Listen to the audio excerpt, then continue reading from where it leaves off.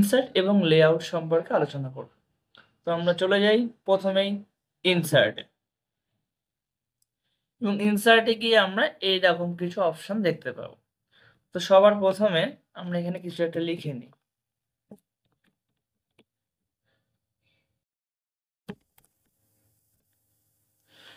তারপর আমরা আসি টেবিলে। টেবিল মানে এখান থেকে আমরা টেবিলটা সিলেক্ট করতে পারি, যেমন কটা রো কটা কলম লাগবে। যদি এরকম সিলেক্ট করি আমাদের এখানে চলে আসবে টেবিলটা। এখানে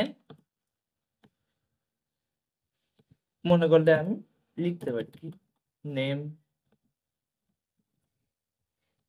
রোল, ক্লাস। নেমের ঘরে আমি লিখলাম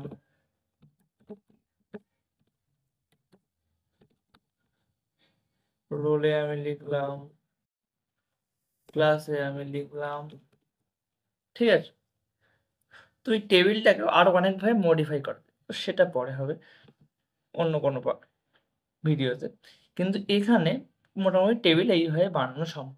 ইনসার্টে গিয়ে যদি পিকচারে ক্লিক করি তো আমাদের অনেকগুলো অপশন দেবে। তো আমরা ডিস ডিভাইস থেকে কোনো একটা ছবি এখানে নিয়ে আসার চেষ্টা করি।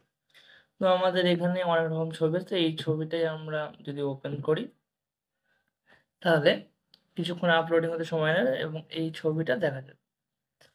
এইটা হচ্ছে এরকম ভাবে ছবি এখানে অ্যাড করা যায়। তো এই ছবিটা আরো স্টাইলিশ করা যায়। কেমন? যে আমরা এখানে যদি দেখি, এখান থেকে ছবিটা বিভিন্ন শেপ দেওয়া যায়। ছবিটা যদি আমি মনে করি রাউন্ড শেপ দেবো, একটা ওভাল আকৃতি, তো সেটাও দেওয়া সম্ভব। এইভাবে তাদের ছবিটা আমরা ছোট বড় করতে পারি। এত বড় না, আমি ছবিটাকে ছোট করব, সেটাও সম্ভব।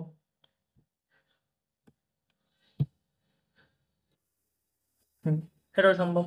ঠিক আছে, এবার ছবিতে আরো অনেক মডিফাই করা যায়, সেটা একটু হায়ার লেভেল। তো যাক, তো ড্রয়িংটা আমাদের তেমন একটা লাগে না, তবুও ড্রয়িংটা একবার দেখাই।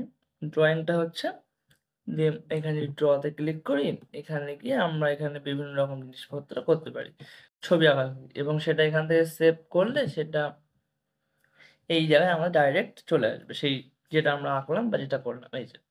ঠিক আছে, তো এটা খুব একটা লাগবে না, ডিলিট করে দিলাম। তো ইনসার্টে যদি যাই, তারপরে আমাদের আসে হেডার অ্যান্ড ফুটার। মানে অ্যাকচুয়ালি আমরা যখন লেখাটা শুরু করি কিছু জায়গায় স্পেস দিয়ে এদিক থেকে কিছুটা ছাড়ি এবং ওপর থেকে কিছুটা ছেড়ে আমরা লেখা শুরু করি।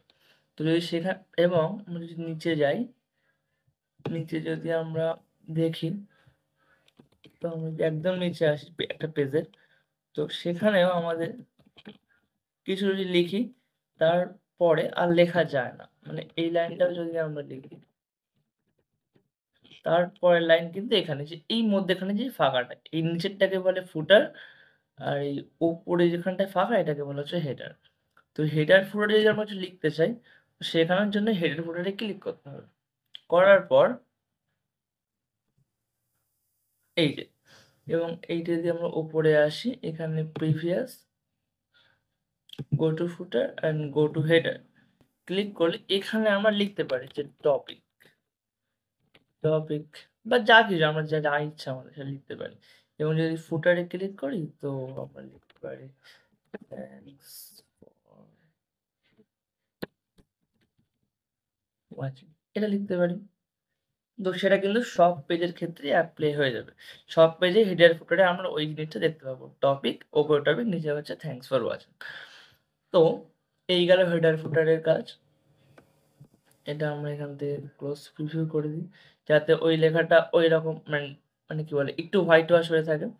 ঠিক আছে, তো নেক্সট ইনসার্টের মধ্যে এবার আমরা আসি পেজ নাম্বার। পেজ নাম্বার, এই যে নাম্বারগুলো আমাদের কোথায় দেখতে যাচ্ছি, পেজের নিচে একদম কোনায় দেখতে চাই, তো আমরা এটা সিলেক্ট করব এবং সেখানে এই যে 2 এখানে দেখা যাবে। তো আমরা যদি এখান থেকে ক্লোজ প্রিভিউ করি, তো এই যে এখানে নিচে হচ্ছে 1, তারপরে 2 নাম্বার বিন নিচে এখানে 2, এরকম ভাবে এই পেজ নাম্বারসটা কাজ করে।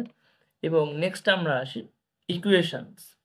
ইকুয়েশন মিন্স এইখানে আমরা ইকুয়েশন লিখতে পারি, ম্যাথমেটিক্যাল কোনো ইকুয়েশন, ইনসার্ট অন পেজ। এবং যদি এখানে কোন সিম্বলস বা স্ট্রাকচারস থাকে এখানে অনেক, এই যে সিম্বল, আমরা এখান থেকে যে কোনো সিম্বল এখানে আনতে পারি। যেমন a ইনফিনিটি বা ইকুয়াল টু যেকোনো কিছু ইনসার্ট আমরা পেস্ট করলেই ওই জিনিসটা ওখান থেকে এখানে চলে আসবে। ইনসার্ট এই যে চলে এসছে। এবার যদি আমরা মনে করি না স্ট্রাকচার কিছু স্ট্রাকচার থাকে, যে স্ট্রাকচার বলতে যেমন x/y ফরম্যাট। আমি ইকুয়েশনটা নিয়ে অন্য একটা ডিটেইলস ভিডিও বানিয়ে দেবো, যে কিভাবে ইকুয়েশনগুলো ইউজ করে আমরা বিভিন্ন ম্যাথমেটিক্যাল কাজ করতে পারি ওয়ার্ডের মধ্যে। ঠিক আছে? তারপরে এই একটা গেল। এবার নেক্সট হচ্ছে বিভিন্ন সিম্বলস আমরা এড করতে পারি।